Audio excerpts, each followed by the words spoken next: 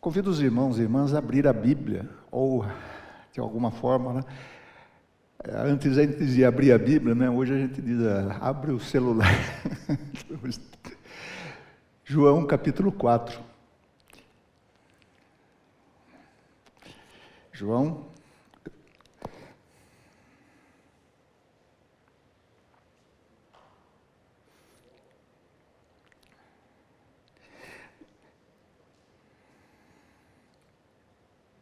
Nós vamos ler, por enquanto, só o verso 1 até o verso 4.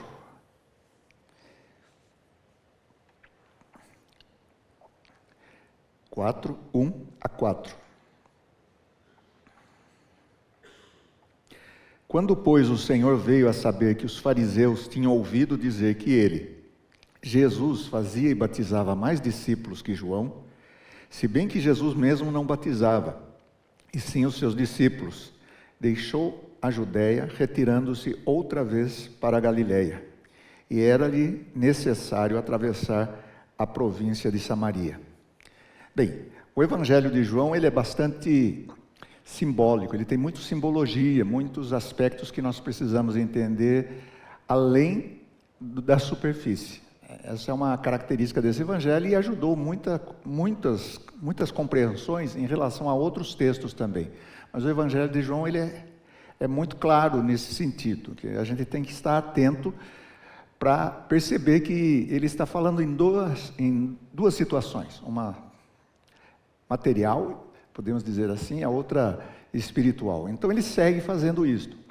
Lembrando então que o capítulo 2 inicia os sinais que Jesus fez. Capítulo 2 de João, e é por isso que nós precisamos situar esse texto que temos aqui, que lá depois de ter feito o sinal, capítulo 2, versículo 11, então você tem toda essa narrativa, esse texto narrado, este episódio, né? E o versículo 11 diz assim: com este deu Jesus princípio a seus sinais em Caná da Galileia, manifestou a sua glória e os seus discípulos creram nele. Deu princípio aos seus sinais. Então Jesus fez o primeiro sinal. Aí, no capítulo 4, nesse capítulo 4 que nós estamos, nós temos a cura do filho do oficial do rei. Então, acontece de novo em Caná da Galileia. O versículo 54 diz: este foi o segundo sinal que fez Jesus depois de vir da Judéia para a Galileia. Então você tem o primeiro sinal e o segundo. Dentro desse texto, deste bloco literário, nós temos a narrativa do Nicodemos, do encontro com Nicodemos, e agora com a mulher samaritana. No meio, entre meios, tem a explicação da função de João Batista, quem é o Filho do Homem, quem é o Filho de Deus, e assim por diante. Então nós temos esse bloco inteiro. Não vai acontecer isso depois, né? O Evangelho de João para de contar os milagres de Jesus. Ele conta só o primeiro, o segundo, e daí o leitor, por conta, vai percebendo isso. Como eu disse em outras vezes, o Evangelho de João, ele pinça alguns sinais que Jesus realizou, alguns milagres que ele realizou, dá a esses milagres o título de sinais, que quer dizer então que eles vão além daquilo que estão do próprio sinal, ele tem uma simbologia mais forte, mais profunda, né? Ele escolhe esses 7. Se você lê o Evangelho e tira as conclusões a partir dele mesmo, você vai perceber assim que ficam alguns vácuos, alguns momentos que não sabemos o que está acontecendo. Sabemos que Jesus fez muitos sinais, o texto diz isso. No entanto, ele só falou até agora de 2 sinais. Na verdade, um sinal. O segundo sinal vai acontecer no fim do capítulo 4. Então, é que a gente é muito condicionado pelo que a gente conhece. Nós temos uma bem-aventurança aí, né? Somos pessoas que sabemos mais que os discípulos, conhecemos mais do que eles, né? E por outro lado, esse conhecimento que é maior, acaba até atrapalhando quando a gente vai estudar um Evangelho. Temos muitas informações, né? Então é muito difícil nós chegarmos ao Evangelho de João sem ter essa informação, sem levarmos juntos toda essa bagagem que nós adquirimos desde crianças, Se você vem na escola dominical desde pequeno, é toda uma bagagem. Vem à igreja, é toda uma bagagem de que Jesus fez, quem Jesus é. Daí você procura não levar essa bagagem para o Evangelho de João, daí você começa a ver algumas coisas interessantes. Tudo é interessante. Mas elas são importantes porque Jesus só fez um sinal, e um sinal bem limitado no sentido de alcance. Era para os seus discípulos. Então, até aqui, nós temos discursos de Jesus. Temos o texto falando, revelando quem Jesus é, e Jesus vai revelando quem Ele é. Isso vai até o capítulo 11. No capítulo 11, então, acontece o último sinal. São 7 sinais. 7 sinais. Alguns só aparecem neste evangelho. Essa seleção tem a ver com o próprio tema do evangelista, que é apresentar quem é Jesus. Mas quem é Jesus? O ser pré-existente, o Deus pré-existente, que se encarna em Cristo Jesus. Então, há todo esse halo de interesse nos leitores. Aqui, Jesus é levado, ou vamos dizer, ele se sente na necessidade de sair da Judéia. A Judéia é um lugar perigoso para Jesus. Quando ele faz algum sinal lá, alguma coisa que ele está fazendo, os fariseus vêm tentar alguma coisa com Jesus. Então aqui, o problema é que Jesus está batizando demais. É complicado isso, porque ele está batizando mais do que João Batista. O texto vai explicar que não é ele mesmo que está batizando, mas os seus discípulos. Eles estão, na verdade, afiançando a obra do Batista e continuando. Se o Batista fosse apenas uma pessoa que começou um grupo, Jesus começa outro grupo que não tem nada a ver, aí seria uma coisa complicada para nós. Mas o Evangelho de João faz questão de dizer que João Batista é anunciador, precursor de Jesus. Então, esse tipo de atividade, atividade batismal, faz com que Jesus saia e leve seus discípulos juntamente com ele. Ele volta agora para Galileia. A Galileia fica ao norte.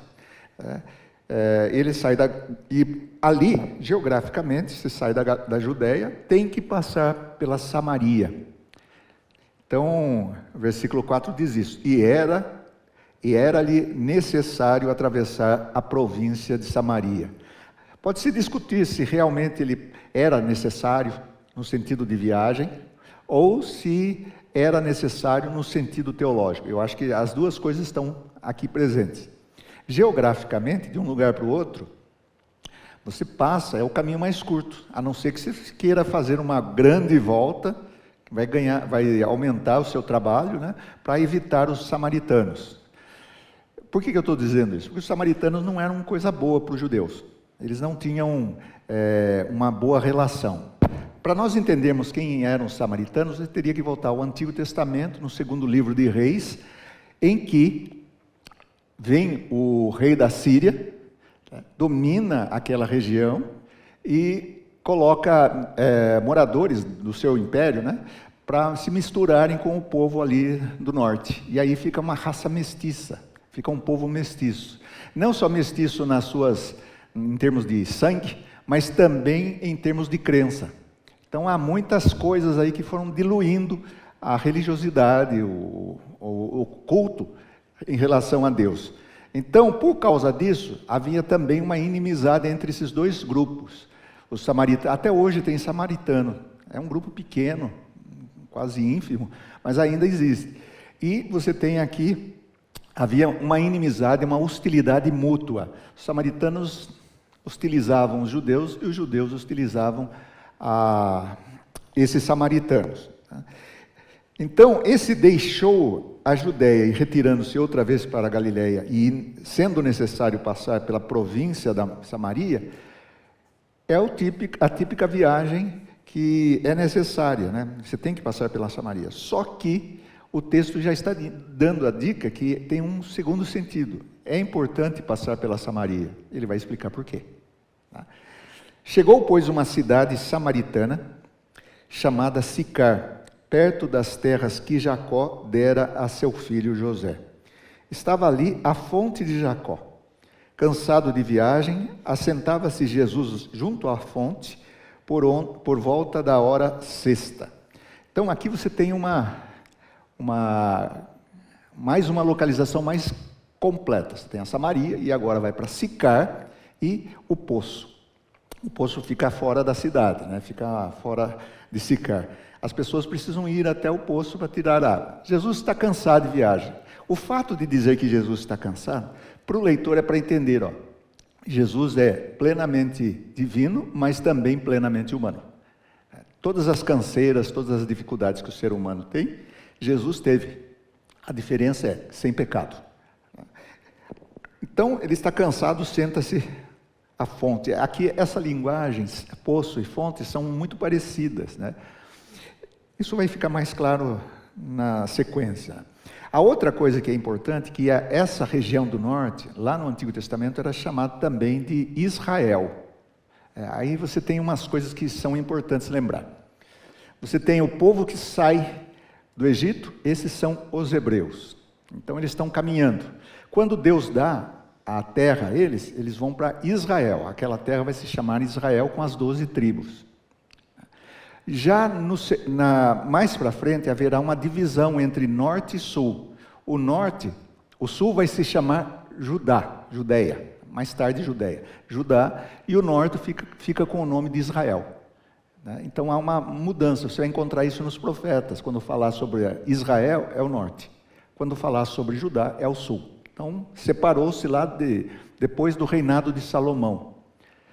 Salomão era rigoroso demais, né? Se a gente olhar, saber como que ele era rico e como que ele era sábio, você vai perceber que ele era um excelente governador com mão de ferro.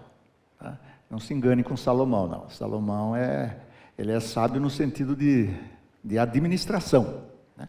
Então há essa divisão, justamente por causa de impostos. Coisa boa, né? E até interessante, né? Porque imposto tem a palavra já, o sentido em si mesmo, né?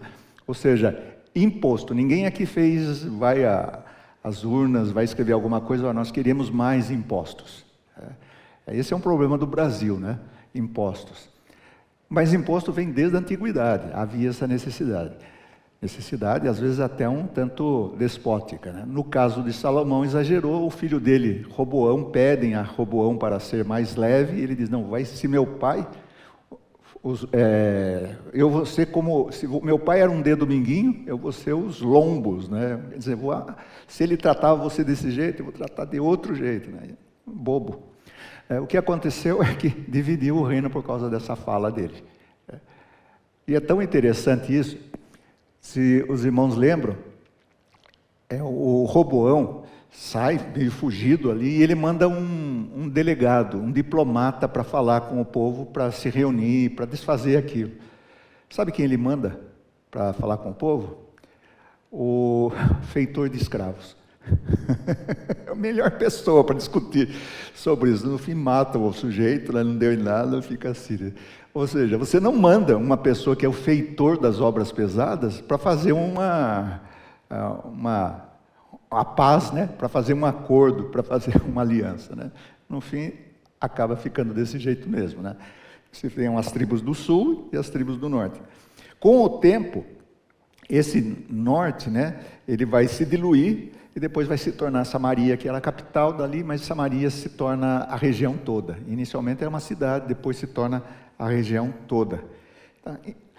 Contando com isso, nós temos outras coisas que vão acontecer e o texto vai dar assim a ideia, né? Daí ele chega até essa fonte de Jacó, né? Cansado. E aí vem uma outra coisa interessante. Se tem 2 patriarcas no Antigo Testamento, Isaac e Jacó. O filho de Abraão, depois o filho de Jacó. Isaac e Jacó. O que acontece com eles é que eles conhecem a sua esposa junto ao poço. Tá? Os dois acontecem isso. Né? Vão lá, as mulheres vêm, e Jacó, no caso, o Isaac, ele empurra a pedra para tirar a água ali do poço. Então, há toda essa conotação de casamento junto ao poço. Uma pessoa junto ao poço conversa com uma mulher, tem toda essa tradição por trás. Não é simplesmente uma coisa que acontecia o tempo todo. Não, isso aqui está se remetendo ao Antigo Testamento, né? Daí, a hora que acontece, isso é muito interessante, porque é ao meio-dia, né? Por volta do meio-dia. Quer dizer, não é de manhã, não é de tardezinha, é bem no sol a pino, né? Nisto veio uma mulher, e aqui vem o inédito, tá? Não se busca água ao meio-dia, ali é muito quente. A água se busca de manhãzinha, e no máximo à tardezinha, mas no meio-dia, ao meio-dia não é costume. Essa mulher vem ao meio-dia, e o texto vai pintando, só não dá o nome dela, mas vai pintando a figura da pessoa, né? A pessoa da mulher. Nisto veio uma mulher samaritana. Temos que lembrar que há essa hostilidade mútua. Os judeus chegavam a escrever o seguinte, os rabinos, né? Diziam o seguinte, ó, tudo que o samaritano toca fica imprestável. Tudo que ele toca se torna impuro. E na escala, na pirâmide, começava-se com os sumos sacerdotes, os judeus, daí vem as mulheres, daí vem os escravos. E abaixo de tudo isso, o samaritano. Então, uma mulher samaritana, poderias dizer que é o mais, lembrando que há toda essa carga do antigo povo, né? É uma característica muito forte de impureza, de odioso, vamos dizer assim. Essa mulher chega, então, mas ela tem um porquê que ela chega ao meio-dia. Ela não faz isso porque gosta. Ninguém vai fazer esse tipo de trajeto porque acha necessário. Ela vem ao meio-dia, nisto veio uma mulher samaritana tirar água. Disse-lhe Jesus, dá-me de beber. Essa conversa já é um pouco imprópria. Homem não conversa com mulher, principalmente ao meio-dia. E aqui nós temos toda essa relação de conversar junto ao poço que remete aos casamentos. Então é quase como se estivesse contando a história de que Jesus agora vai se casar. Tá? Para um leitor do mundo antigo, lendo esse texto, pensaria isso. Tanto é que os discípulos de Jesus ficam um pouco incomodados, mas não perguntam, não ousam perguntar. Você tem uma série de problemas. Um homem conversando com a mulher, remete-se ao casamento. Um homem conversando com uma mulher samaritana, não se conversa. Né? Ao meio-dia, e ainda há mais coisa para saber. E Jesus pede para a mulher, dá-me de beber. Aí ele explica por que Jesus pede a ela, sendo que ele tinha os seus discípulos. Pois seus discípulos tinham ido à cidade para comprar alimento. Jesus está sozinho. Então lhe disse a mulher samaritana, como sendo tu, judeu, pedes de beber a mim, que sou mulher samaritana? A explicação do autor, porque os judeus não se dão com os samaritanos. Então aqui vem o primeiro embate. Como você, um homem judeu, pede a mim, que sou samaritana, para beber água? É interessante, né? Porque lá no Antigo Testamento é o contrário, né? O homem abre, puxa a água do poço e começa, né? Aqui Jesus está pedindo para ela. Replicou-lhe Jesus, se conheceras o dom de Deus e quem é o que te pede, dá-me de beber, tu lhe pedirias e ele te daria água viva. Se você olha esse texto, vamos dizer assim, humanamente, com todos esses traços que eu estou dizendo, a impressão que dá é que ele está flertando com a mulher. Tá? Não tem problema pensar isso, porque o texto é para dar essa ideia. Parece que Jesus está flertando com ela, até aqui. Está muita coisa encoberta. Mesmo a linguagem dele, se você soubesse, você pediria água viva? Lembre-se, não havia esse conhecimento de que essa água viva era outra coisa. A água viva que ela está pensando, e ela vai dizer que quer essa água viva, é água potável. Água corrente, uma fonte que não faz, de tal maneira que ela não precisa ir ao poço. Ela está entendendo nesse sentido. E olha, quem faz uma oferta dessa é uma oferta sensacional. Tá? Mas há a barreira, judeu e samaritana. Tá? Então, o texto ele é cheio de sinais, assim, pontos, né, que dá para se desenvolver muito. Né? Tudo isso está dentro dessa pequena fala de Jesus. Se você soubesse quem eu sou, você que pediria água. Né? Lembrando que a água era conservada em cisternas, que eram uma caixa d'água, né? Ou água que é a melhor, água corrente, água de fonte. Então, aqui, tanto é que o texto diz fonte ou poço. Né? Essa água Apesar de não ter o conhecimento que nós temos hoje, as pessoas sabiam que beber uma água parada, água que já ficou alguns dias choca, né? Chama-se choca, a pessoa podia ficar doente e até morrer. Essa coisa da água é muito interessante porque nós temos água potável, nós temos água tratada. O mundo antigo não tinha nada disso. O mundo antigo era corrente, a água corrente era boa, ou a água parada, como muita gente até tinha. Na África, há alguns lugares que a pessoa vive com 5 litros de água por dia. Numa aldeia, digamos, a pessoa tem que fazer tudo com 5 litros, cozinhar, tomar banho, lavar as mãos, com 5 litros por dia. O que ela consegue. Tá? Então, água, dependendo do lugar, é muito cara. Tanto é que no Antigo Testamento aparece em Isaías a figura de um homem que está vendendo água. Vinde e comprai água. É interessante, isso a gente tem hoje, né? Que é a água mineral aí que vende em galões e coisa desse tipo.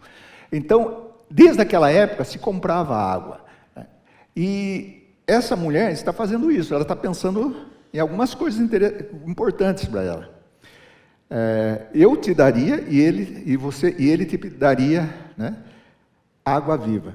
Respondeu-lhe ela: Senhor, veja que vai mudando. Era um homem, um judeu, e agora já tem esse senhor que é uma chamada um pouco mais respeitosa, né? Porque na hora lá ela foi um pouco até petulante. Respondeu: Senhor, tu não tens com que atirar e o poço é fundo. Onde, pois, tens a água viva? Notaram? Ela está falando de água mesmo. Ele está falando de outra coisa.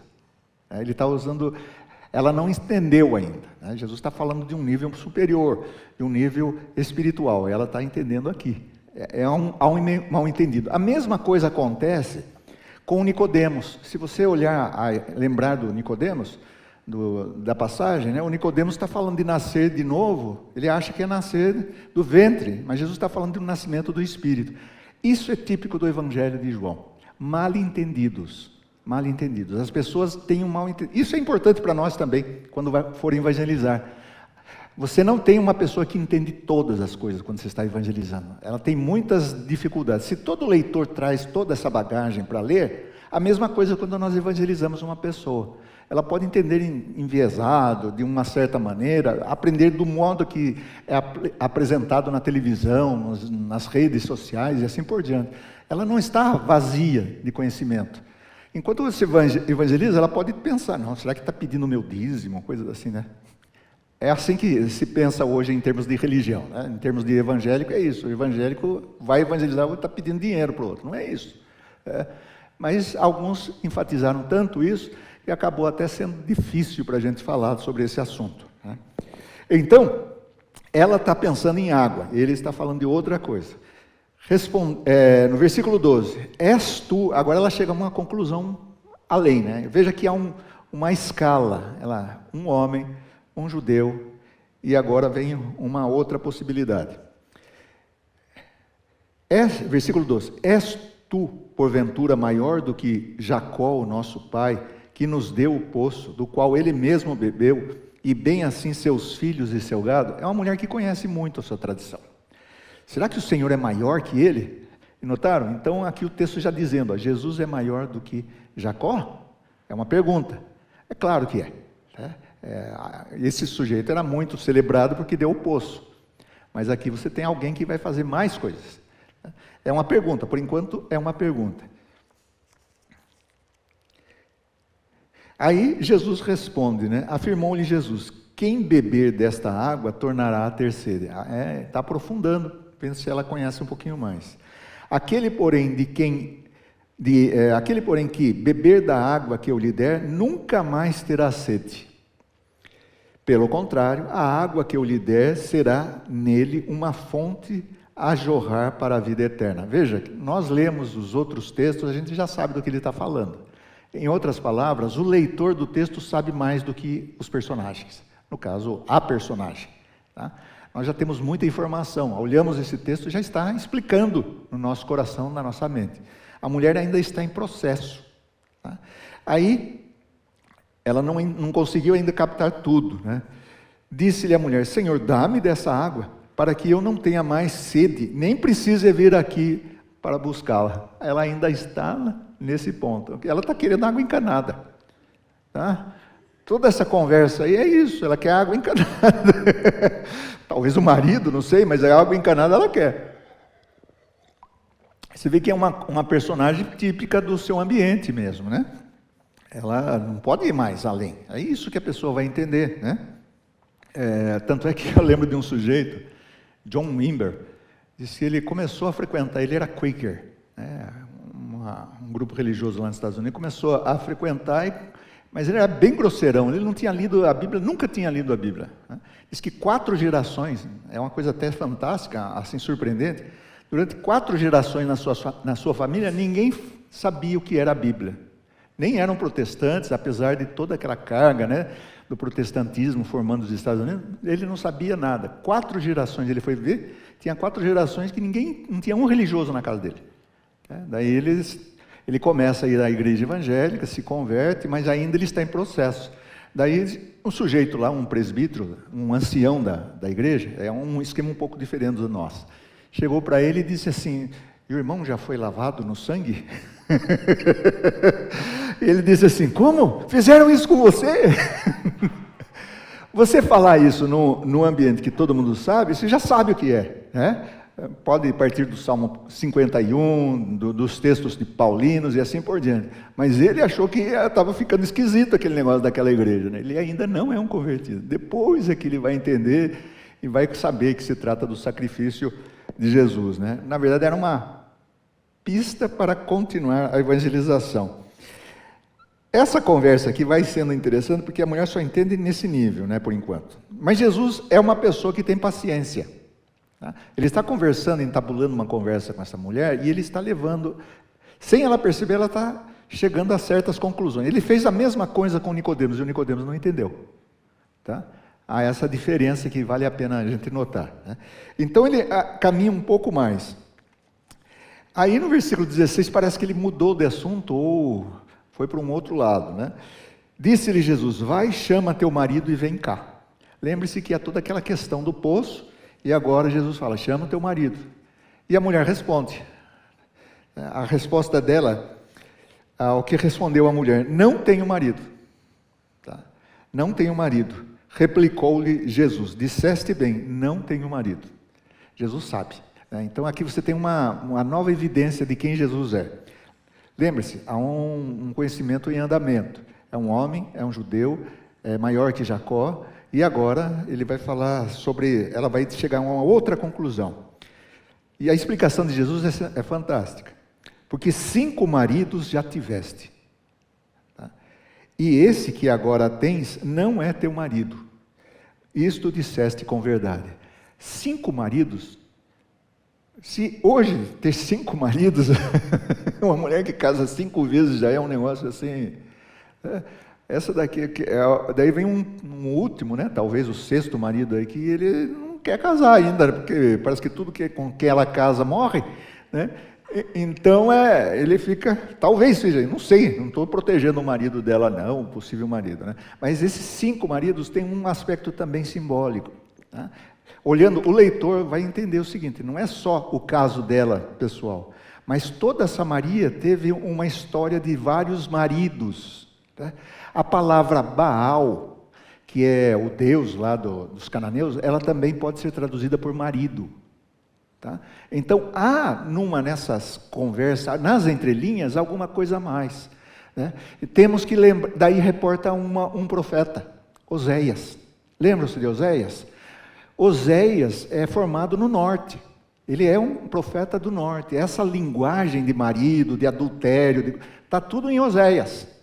E essa mulher está representando, em certo sentido, olhando para o texto um pouquinho mais, é que ela está representando esse povo que outrora foi idólatra, foi infiel. Sensacional Oséias, né? Oséias é a contradição do divórcio, vamos dizer assim, ou de separação. É muito interessante, é muito importante a gente ler isso, né? E aqui é em termos de aliança, né? Então, vai, chama teu marido. Teve 5, e este não é teu marido. Esse não é seu marido, né? Disseste com verdade. Aí a mulher chega a uma conclusão a mais. Porque apesar dessa linguagem ser forte, Jesus não vamos dizer assim, ofensivo. Essa linguagem aqui é normal, né? Senhor, disse-lhe a mulher. Note que ela continua com o chamado, o pronome, não sei se seria pronome, mas o vocativo, melhor assim, vocativo de respeito. Senhor, disse-lhe a mulher, vejo que tu és profeta. Aí chegou um pouquinho mais, né? Então agora chegou uma outra conclusão. Tu és profeta. Por que ele é profeta? Porque ele revelou o que ela sabe, o que ela tinha, né? Então o profeta é aquele que vem e diz o que vai no coração, tá? Então até aqui é bem uma figura humana, né? Mais tarde vai se descobrir mais coisas sobre Jesus. O profeta é aquele que lê corações. Jesus, no capítulo 7 de Lucas, ele é recebido por um homem chamado Simão, o fariseu, e que ele não dá beijo em Jesus, não lava os pés, não dá óleo para o cabelo, né?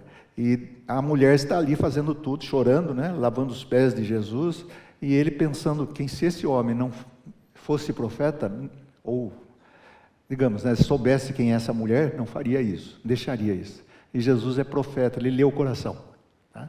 Então, esse dado do profetismo é típico aqui das Escrituras, mas aqui então ela chegou a essa conclusão, tu és profeta. E a tendência nossa é pensar, não, ela mudou de assunto agora, né? Não, ela não mudou de assunto, porque ele é profeta, ele pode falar um pouco mais sobre adoração. Então, se nós olharmos todo esse texto aqui, o assunto é adoração. Como é que se adora?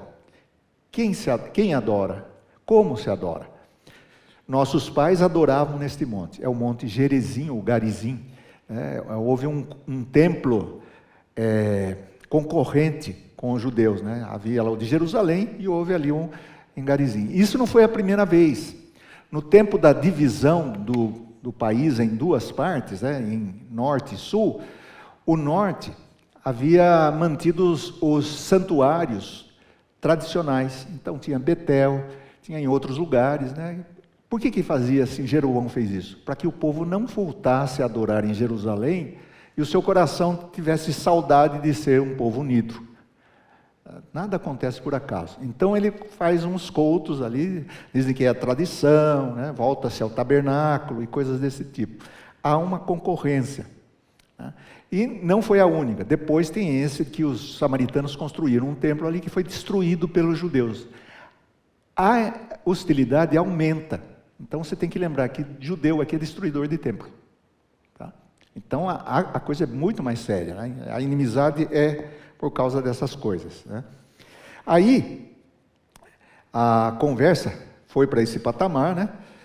Disse-lhe Jesus, mulher, versículo 20, nossos pais adoravam neste monte, vós entretanto dizeis que em Jerusalém é o lugar onde se deve adorar. Jesus responde, disse-lhe Jesus, mulher, podes crer-me que a hora vem quando nem neste monte, nem em Jerusalém adorareis o Pai. Chamar a Deus de Pai já é uma novidade também, né? Ninguém chamava Deus de Pai. Ou era o nosso Pai, mas Pai direto assim não se usava. Vós adorais o que não conheceis.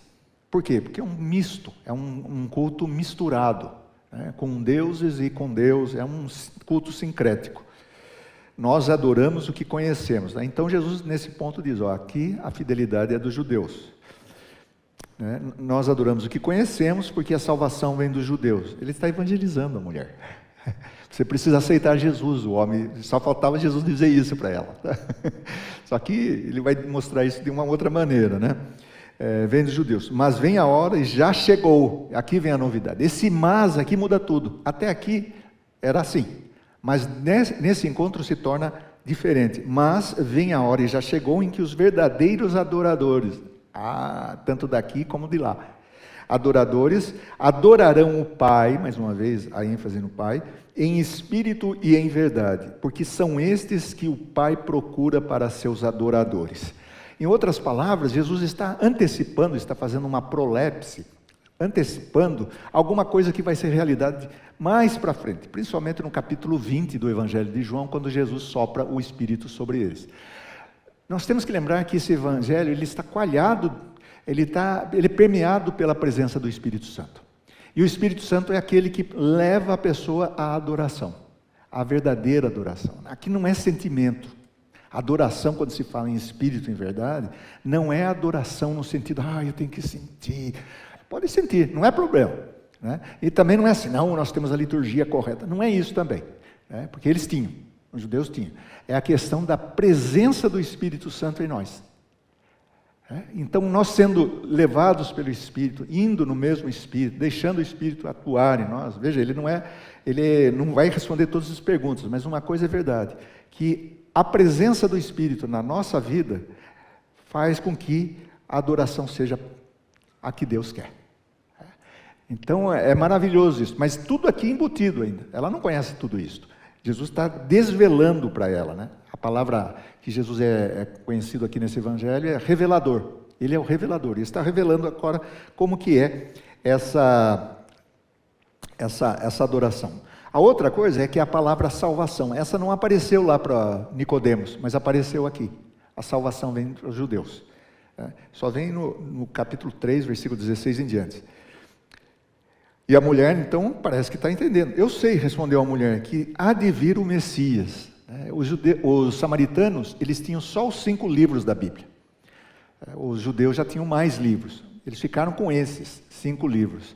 E como é que se vai evangelizar só com esses 5 livros? Parece que a esperança está aí. Então, há a esperança de um Messias chamado Cristo. Esse chamado Cristo, que ele é para o leitor. Ele está traduzindo o termo aramaico para o leitor. Messias ou o Cristo. Quando ele vier, nos anunciará todas as coisas. Nós estamos esperando, há uma esperança. Nós estamos esperando esse Messias também, né? Também essa é a maneira de a gente dizer, né? Mas ela esperava o Messias. Disse-lhe Jesus, e aqui vem uma apresentação em absoluto, né? Eu o sou.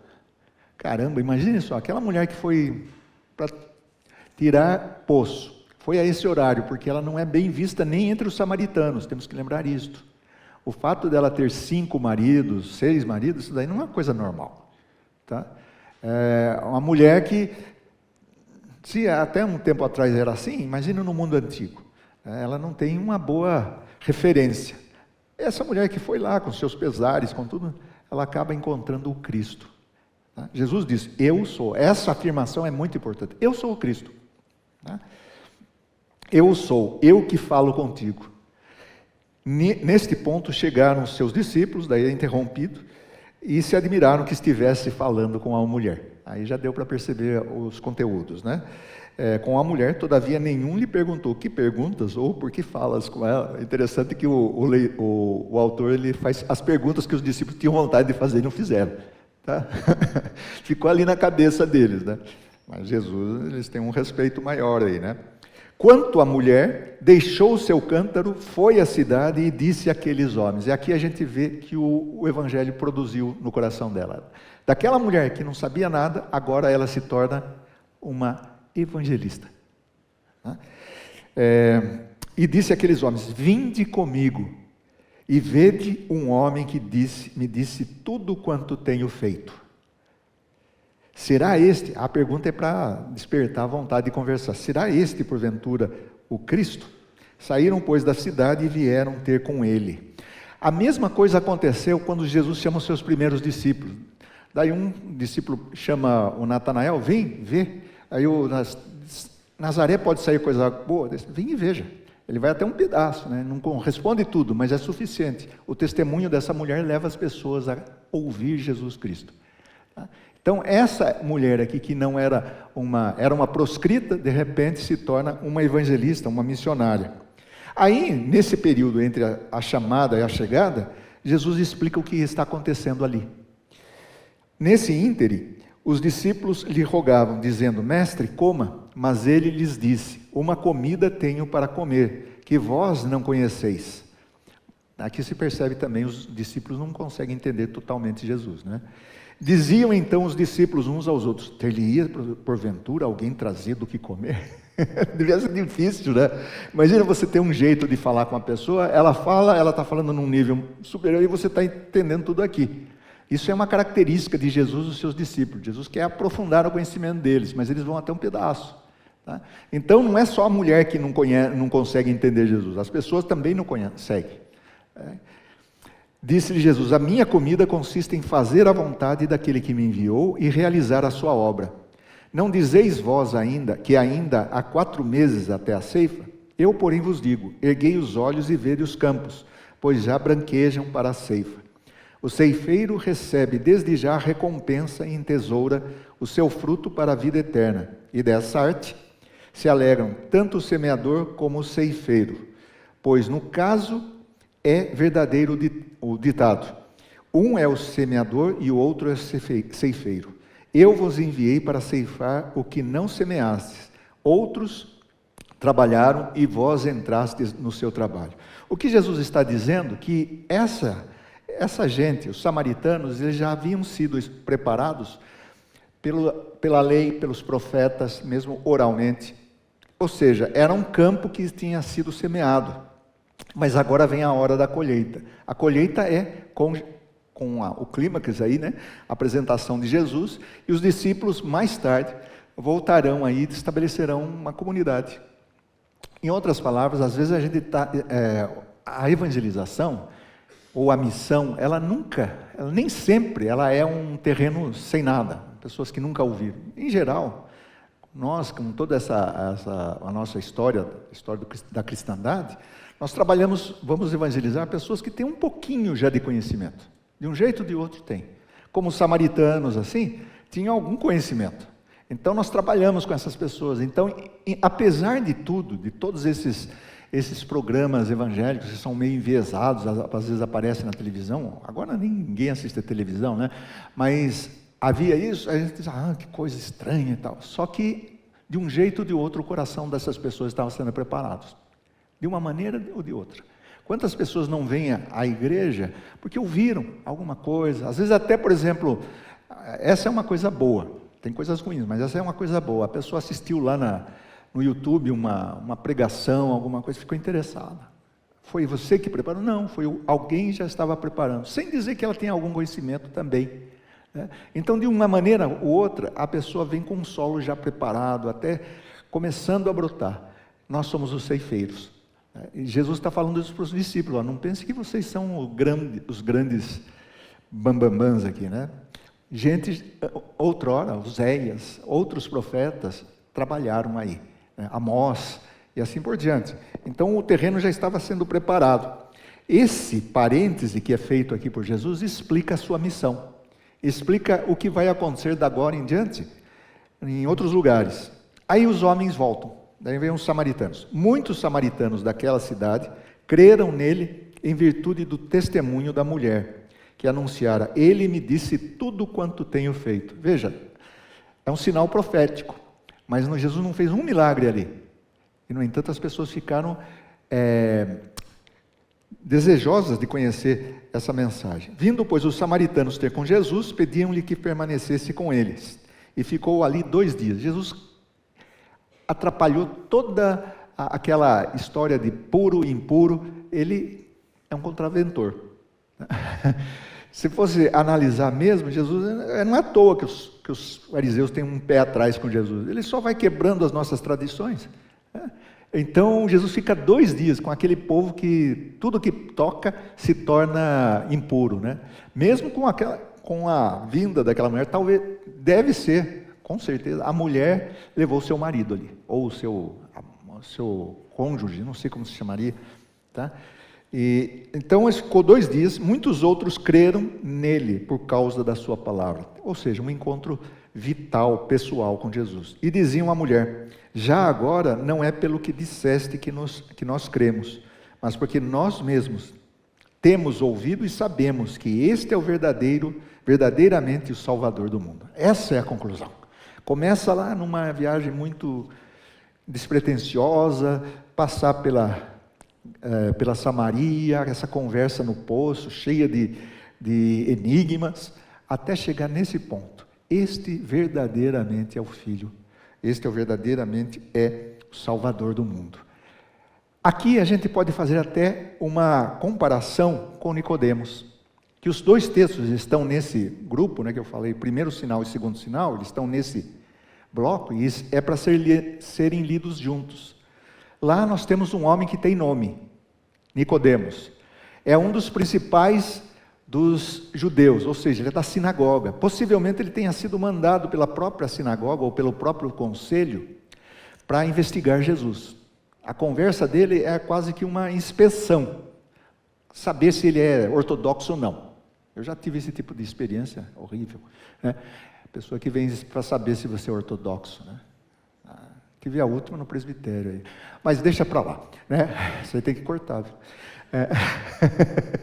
Então, essa conversa, que é muito interessante, com o Nicodemos, ele é um homem certinho, tá? Que cumpre a lei, que vigia a lei, né? Vai à noite, a mulher veio, aí vem o contraste. Então você tem uma mulher que não tem nome, que é uma samaritana, uma pecadora, que vai conversar com Jesus. Ele vem de noite, ela vem de dia. Ela já vem, aí já mostra que com ela vai ter mais luz. Ele vem, fica nas trevas, continua ficando nas trevas, né? É para nascer de novo. Ele conhece as Escrituras, mas não conhece o suficiente. Essa mulher, com o conhecimento que ela tem, Jesus desenvolve e chega a conclusões outras.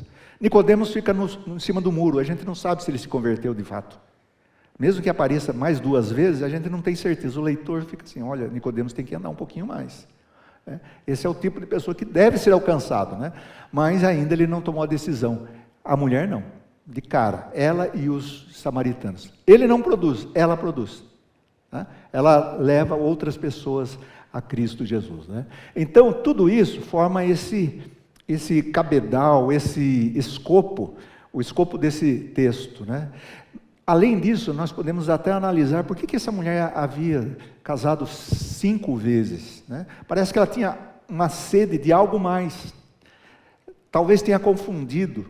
Se a gente olhar, e hoje, muitas pessoas são assim, se confundem, desejam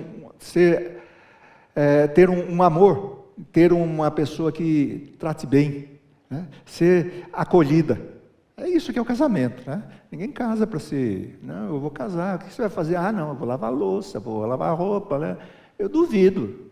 Tanto é que parece que o dia da noiva é o único, né? Que ela vai vestir bem, porque o resto da vida vai lavar, né? Então, ninguém casa desse jeito, né? Você casa a todo um, né? Todo um charme, é verdade, não é? Você não chega para, olha, nós vamos morar em tal lugar e você vai lavar louça, né? Você não conversa assim, né? Nem eles lá, né? Jacó e Isaac não chegaram, foram gentis, empurraram a pedra, tiraram a água, deram ali, ela foi ficando encantada, né? Então, apesar disto, dessa possibilidade, foi um desencanto para ela. Foi um desencanto. O Beto, tem uma música do Guilherme Kerr que é profunda, não sei se vocês conhecem. É sensacional, eu queria colocar aqui, mas eu não estou vendo nenhum deles ali.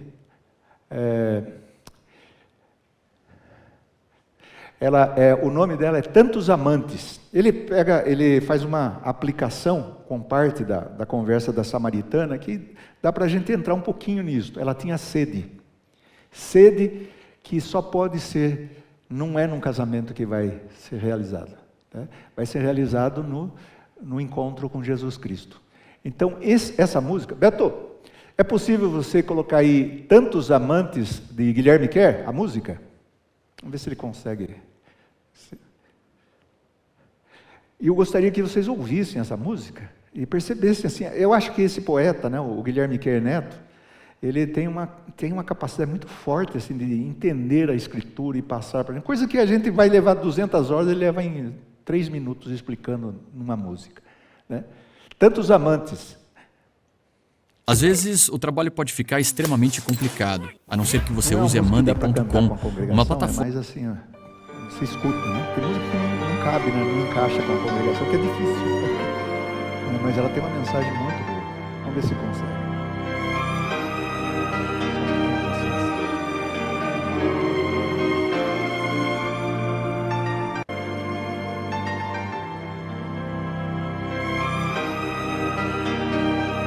Essa.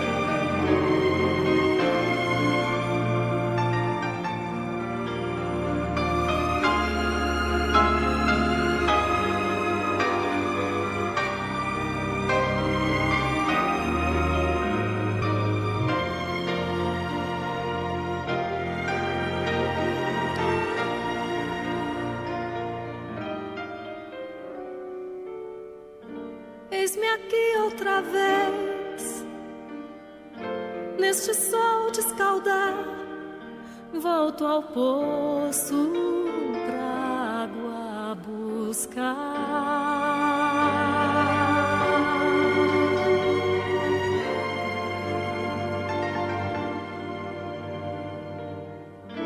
Minha vida é buscar, estou cansada de mim. Até quando não vejo o fim?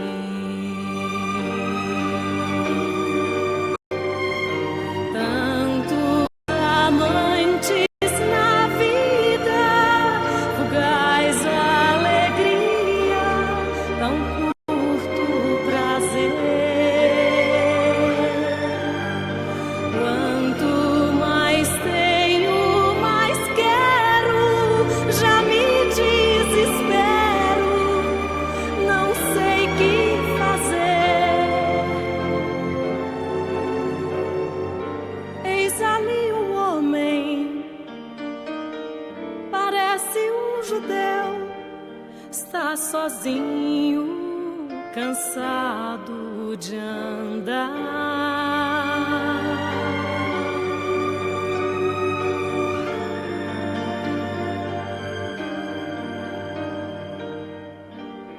Falou comigo, água me pediu, acho estranho querer conversar.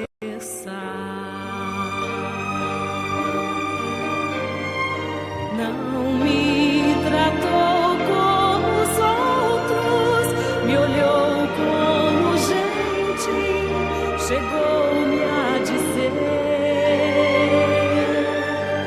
se você soubesse quem sou, logo me pediria, e a água da vida eu daria a você.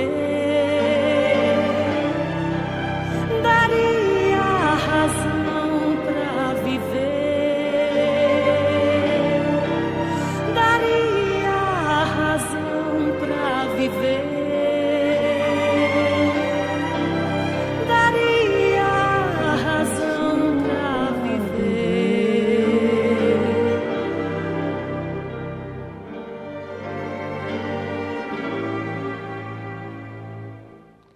O que acharam? Demais, né? Ele consegue captar coisas que a gente fica batalhando, né? É emocionante, né? Na verdade, é emotivo, né? O que é isso? Estou cansada de mim, estou cansado de ir por esse caminho, né? A verdade é essa, né? Nós só encontramos esse descanso em Jesus Cristo. Somos sedentados, satisfeitos em Jesus Cristo. Essa mensagem percorre o Novo Testamento todo. O Antigo Testamento prepara e percorre o Novo Testamento. Somente Jesus. Bom, era isso que eu tinha para falar para vocês. As minhas aulas não são muito longas, né? Mas alguém quer comentar alguma coisa?